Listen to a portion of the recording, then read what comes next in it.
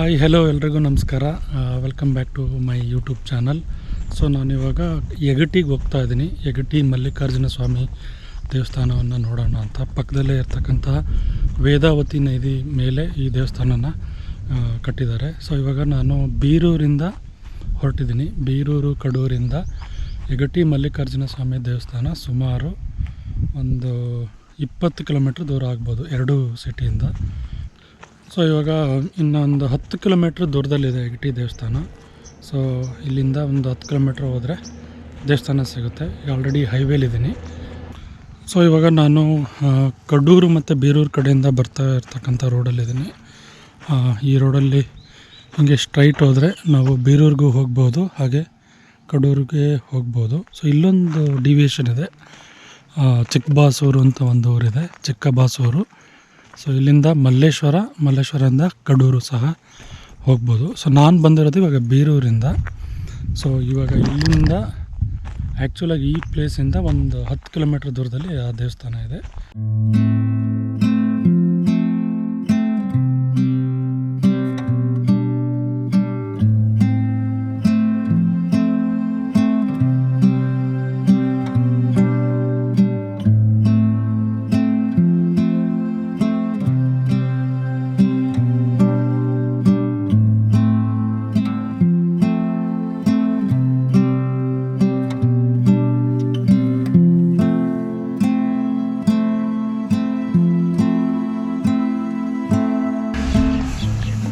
So ಇದು ದೇವಸ್ಥಾನದ entrance.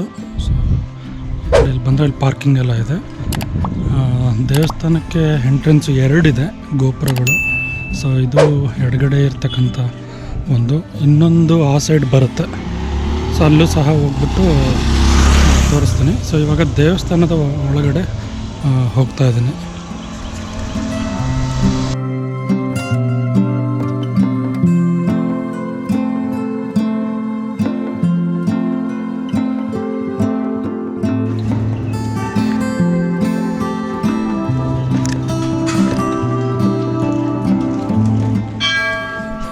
So ದೇವಸ್ಥಾನ ಓಪನ್ ಇದೆ ಅನಿಸುತ್ತೆ.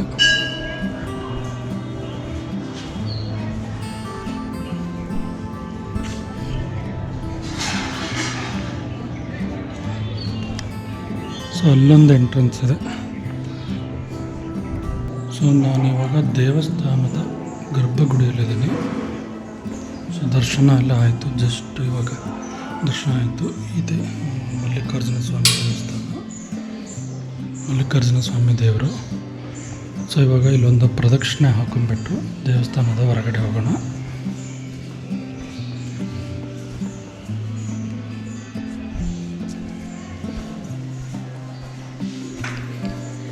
ಸೊ ಇದು ಮಲ್ಲಿಕಾರ್ಜುನ ಸ್ವಾಮಿ ದೇವಸ್ಥಾನದ ಗರ್ಭಗುಡಿ. ಇಲ್ಲಿ ವೀರಭದ್ರ ಸ್ವಾಮಿ ಸಹ ಇದೆ, ಇಲ್ಲೊಂದು ನೋಡ್ಬೋದು. ಸೊ ಇದು ಪ್ರದಕ್ಷಿಣೆ ಹಾಕಕ್ಕೆ ಹೋಗ್ತಾ ಇದ್ದೀನಿ.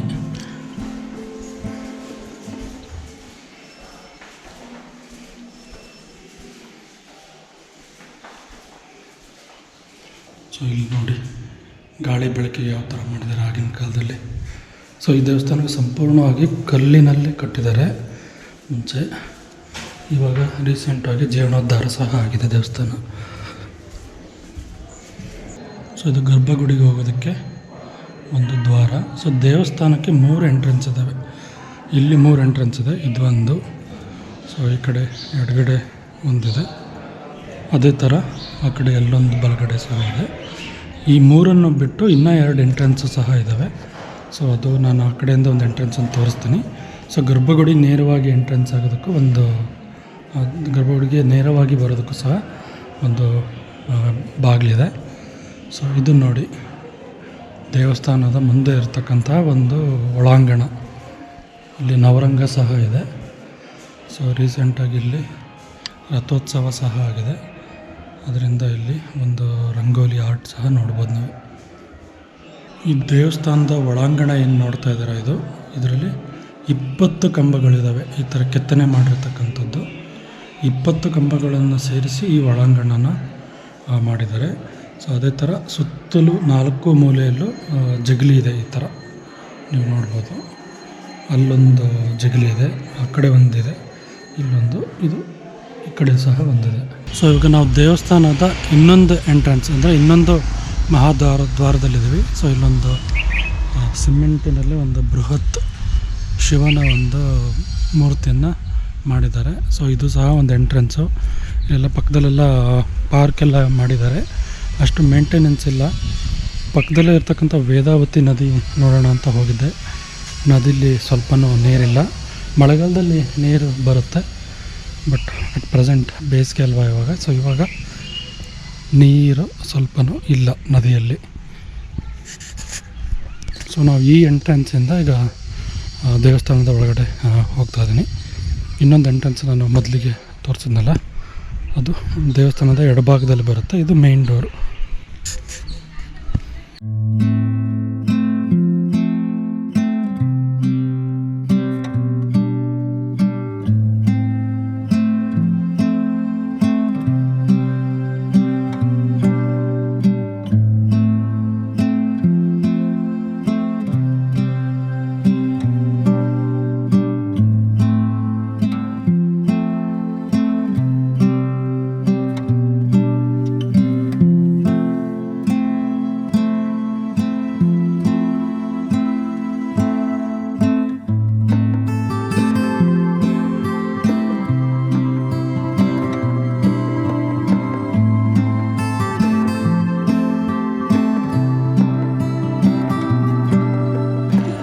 ದೇವಸ್ಥಾನದ ಗರ್ಭಗುಡಿ ಹತ್ರ ಇರ್ತಕ್ಕಂಥ ಬಾಗಿಲು. ಸೊ ಇಲ್ಲಿಂದ ನಾವು ಡೈರೆಕ್ಟಾಗಿ ಸೀದಾ ಅಲ್ಲೊಂದು ಬಾಗಿಲು ಕಾಣಿಸ್ತಾ ಇದೆಯಲ್ಲ, ಅಲ್ಲಿಂದ ನೇರವಾಗಿ ವೇದಾವತಿ ನದಿಗೆ ಹೋಗ್ಬೋದು. ಅಲ್ಲಿ ಮೆಟ್ಲು ಸಹ ಇದ್ದಾವೆ, ಬನ್ನಿ ನೋಡೋಣ.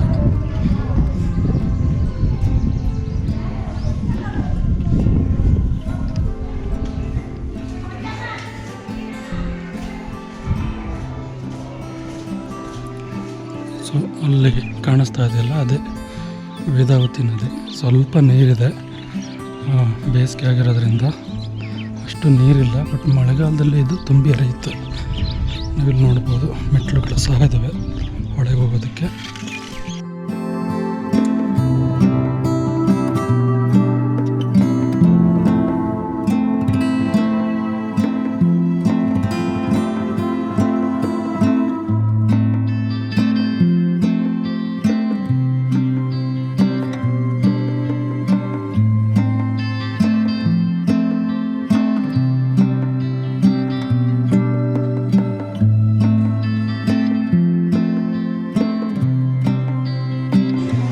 ಸೊ ಇಲ್ಲಿ ಡೈಲಿ ಅನ್ನದಾಸೋಹ ಇರುತ್ತೆ. ಇಲ್ಲಿ ನೋಡ್ಬೋದು ಬೋರ್ಡು, ನಿತ್ಯ ಅನ್ನದಾಸೋಹಕ್ಕೆ ದಾರಿ. ಸೊ ಇಲ್ಲಿ ಒಳಗಡೆ ಹೋಗ್ತಾ ಇದ್ದೀನಿ ಪ್ರಸಾದ ಸ್ವೀಕಾರಕ್ಕೆ ಮಾಡೋದಕ್ಕೆ.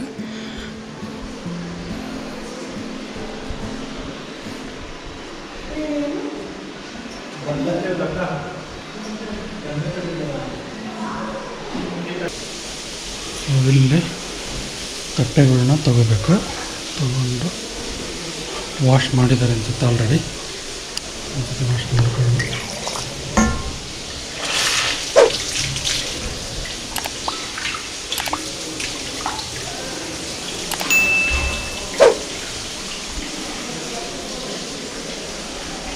ಸೊ ತಟ್ಟೆ ವಾಶ್ ಮಾಡ್ಕೊಂಡು ಬರಬೇಕು.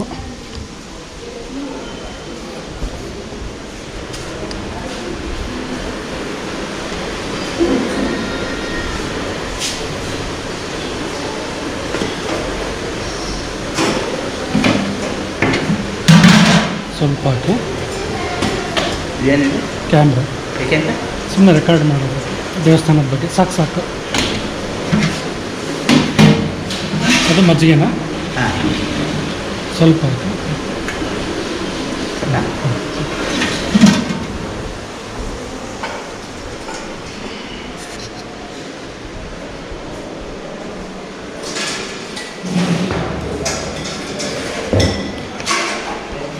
ಸೊ ಅನ್ನ, ಸಾರು, ಉಪ್ಪಿನಕಾಯಿ, ನೆಕ್ಸ್ಟು ಮಜ್ಜಿಗೆ ಸಹ ಇದೆ. ಮಜ್ಜಿಗೆ ಸಹ ಊಟ ಮಾಡೋಣ. ಸೊ ಇವಾಗ ನಾವು ದೇವಸ್ಥಾನದ ಹೊರಗಡೆ ಇದ್ದೀವಿ. ದೇವಸ್ಥಾನದಲ್ಲಿ ದೇವಸ್ಥಾನದ ದಾಸೋಹದಲ್ಲಿ ಅನ್ನ ಪ್ರಸಾದನ ತಗೊಂಡು ಪ್ರಸಾದದ ನಂತರ ದೇವಸ್ಥಾನದ ಆಚೆ ಬಂದಿದ್ದೀನಿ. ಸೊ ಇಲ್ಲಿ ದೇವಸ್ಥಾನದ ಬಲಭಾಗ ಅಥವಾ ನೀವು ದೇವಸ್ಥಾನದ ಎದುರುಗಡೆ ನಿಂತಿದ್ರೆ ನಿಮ್ಮ ಎಡಭಾಗ. ಸೊ ನಿಮ್ಮ ಎಡಭಾಗ ದೇವಸ್ಥಾನದ ಬಲಭಾಗದಲ್ಲಿ ವೇದಾವತಿ ನದಿ ಹರಿಯುತ್ತೆ. ನಿಮಗೆ ಸ್ವಲ್ಪ ನೀರಿದೆ, ಕಟ್ಟೆ ಥರ ಕಟ್ಟಿದ್ದಾರೆ ಇಲ್ಲಿ, ತೋರಿಸ್ತೀನಿ ನಿಮಗೆ ಇಲ್ಲಿ ಹತ್ತಿರದಿಂದ. ಅದನ್ನು ಅಲ್ಲೊಂದು ಬ್ರಿಡ್ಜ್ ಸಹ ಇದೆ. ಬ್ರಿಡ್ಜ್ ಮೇಲೆ ಹೋದರೆ ಸ್ವಲ್ಪ ನೀಟಾಗಿ ಕಾಣಿಸುತ್ತೆ, ಕಟ್ಟೆ ಕಟ್ಟಿರೋದು.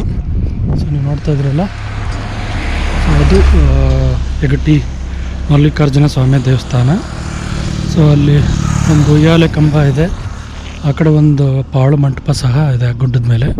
ಇದು ಫುಲ್ಲು ಕಲ್ಲಿನ ಗುಡ್ಡದ ಮೇಲೆ ಅದು ದೇವಸ್ಥಾನನ ಪ್ರತಿಷ್ಠಾಪನೆ ಮಾಡಿದ್ದಾರೆ. ಇತಿಹಾಸದ ಪ್ರಕಾರ, ಅಂದರೆ ಇತಿಹಾಸದಲ್ಲಿ ಎಲ್ಲ ನೋಡಿದ್ದು ನಾನು ಹೇಳ್ತಾ ಇರೋದು. ಸೊ ಈ ವೇದಾವತಿ ನದಿಯ ದಂಡೆ ಮೇಲೆ ಹೊಯ್ಸಳರ ರಾಜ ವಿಷ್ಣುವರ್ಧನ ಈ ಮಲ್ಲಿಕಾರ್ಜುನ ಸ್ವಾಮಿ ದೇವಸ್ಥಾನನ ನಿರ್ಮಿಸಿದ ಅಂತ ಹೇಳಲಾಗುತ್ತೆ. ಸೊ ಈ ವೇದಾವತಿ ನದಿ ಹೇಳಿದ್ನಲ್ಲ, ಅದೇ ಇದು. ಸೊ ಇದು ವೇದಾವತಿ ನದಿಯ ಸದ್ಯದ ಪರಿಸ್ಥಿತಿ. ಅಷ್ಟು ನೀರಿಲ್ಲ. ಇಲ್ಲೊಂದು ಚಿಕ್ಕದಾಗಿ ಚೆಕ್ ಡ್ಯಾಮ್, ಚಿಕ್ಕ ಅಣೆಕಟ್ಟು ಕಟ್ಟೆ ಥರ ಕಟ್ಟಿದ್ದಾರೆ. ಲೈಟಾಗಿ ನೀರು ತುಂಬಿ ಹರಿತಾ ಇದೆ. ಇನ್ನು ಮಳೆಗಾಲ ಸ್ಟಾರ್ಟ್ ಆದರೆ ಅಥವಾ ಮಳೆಗಾಲದಲ್ಲಿ ಇಲ್ಲಿ ಫುಲ್ ಇಲ್ಲಿವರೆಗೂ ನೀರು ಬರಬಹುದು.